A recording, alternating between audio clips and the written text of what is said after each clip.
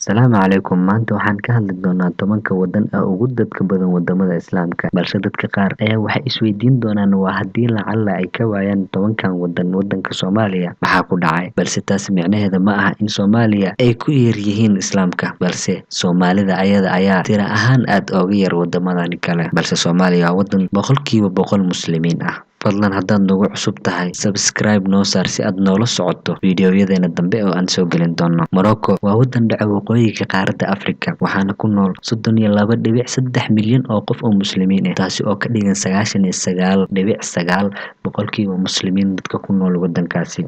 Algeria waa wadan dhaca waqooyiga Afrika, waxaana ku nool 34.7 milyan oo muslimiin ah. Turkey waa wadan dhaca Yurub, waxaana ku nool 74.6 milyan oo qof, taasi oo ka dhigan 4.6 boqolkiiba muslimiinta ku nool dhammaan dunida caalamka, taasi oo ka dhigan Turkiga kaalinta 8aad ee wadamada Islaamka.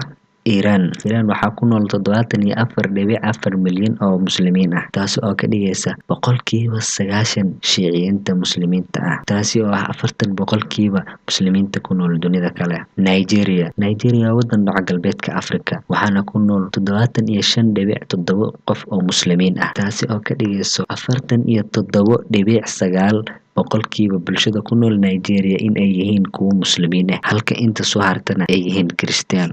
Egypt ama Masar, hadba saad u taqaanid. Egypt waxaa ku nool in ka badan 80 milyan oo qof oo muslimiin ah, taasi oo ka dhigayso 4.9 boqolkiiba dhammaan muslimiinta ku nool dunida in ay ku nool yihiin wadanka Egypt ama Masar sidaad u taqaanid, waana wadan dhaca bariga Afrika. Bangladesh waa wadan dhaca qaaradda Asia, waxaana ku nool 148.6 milyan oo qof oo muslimiin ah, taasi oo ka dhigayso 89 boqolkiiba bulshada ku nool wadankaasi in ay yihiin muslimiin, halka 11 soo hartana ay diimo kala haystaan.